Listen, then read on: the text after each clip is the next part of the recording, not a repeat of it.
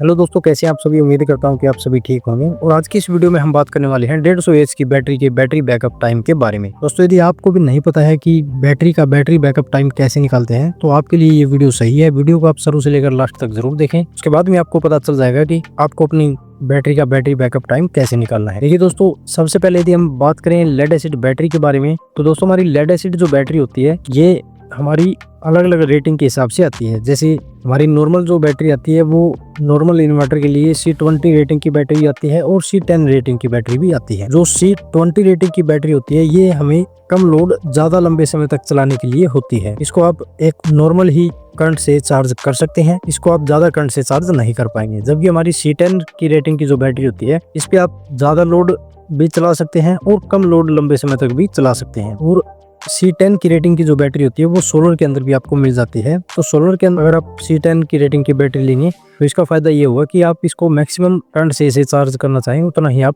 कर सकते हैं। ठीक है दोस्तों, इसके अलावा हमारी लेड एसिड बैटरी जो है वो 12 वोल्ट की आती है। यानी कि अगर आपको 24 वोल्ट का सिस्टम बनाना है तो 2 बैटरी जोड़नी होगी, 36 वोल्ट का बनाना है तो आपको 3 बैटरी जोड़नी होगी, 48 वोल्ट का बनाना है तो 4 बैटरी आपको जोड़नी होगी। एक लेड एसिड 12 वोल्ट की आती है और एएच कैपेसिटी आप अपने हिसाब से सिलेक्ट कर सकते हैं। और इसके अलावा दोस्तों इनकी इफिशियंसी कम होती है। यानी कि इफिशियंसी का कहने का मतलब है कि इनका जो सेल्फ डिस्चार्जिंग बहुत ज्यादा होता है। मान लीजिए एक लेड एसिड बैटरी जो वो लगभग 70% तक ही काम करती है। मान लीजिए एक बैटरी को चार्ज करने में हमें 1 किलोवाट बिजली की जरूरत होती है तो वापस हम उसमें से सिर्फ 650 या 700 वाट तक ही निकाल पाते हैं। 30% तक का हमारा एक लेड एसिड बैटरी के अंदर जो है वो सेल्फ डिस्चार्ज हो जाता है। ठीक है दोस्तों, तो सबसे पहले आपको देखना होगा दोस्तों बैटरी बैकअप टाइम निकालने से पहले कि आपका घर का लोड कितना है और कितना लोड आप बैटरी के ऊपर चलाना चाहते हैं। तो मैंने यहाँ पर दोस्तों 500 वाट अपने घर का लोड जो वो माना है। अभी इस लोड के हिसाब से सबसे पहले हमें बैटरी का डिस्चार्जिंग करंट पता करना होगा। तो 500 को आपको डिवाइड करना होगा 12 से। जब 500 को आप 12 से डिवाइड करेंगे तो आपका आंसर जो 41.6 एम्पियर निकल कर आएगा। अब जो आपकी बैटरी एज कैपेसिटी है 150 एज, इसको आपको 41.6 एम्पियर से डिवाइड करना होगा। तो जब आप इसको डिवाइड करेंगे तो आपका आंसर जो है 3.6 ओवर निकल कर यहाँ पर आएगा। अब ये एक्यूरेट टाइमिंग आपकी निकली है। तो जैसे कि मैंने वीडियो में पहले ही बताया कि लेड एसिड बैटरी जो वो 70% तक ही वर्क करती है। तो उस हिसाब से दोस्तों हमें 3.6 को जो है वो 0.7 से गुना करना होगा। तो जब आप इनकी गुना करेंगे तो आपका आंसर जो है 2.52 निकल कर आएगा। तो अब ये आंसर जो वो आपका पॉइंट में आ गया है। तो आपको 0.52 को 1 घंटे में 60 मिनट होती है तो आपको 0.52 को 60 से गुना करना होगा।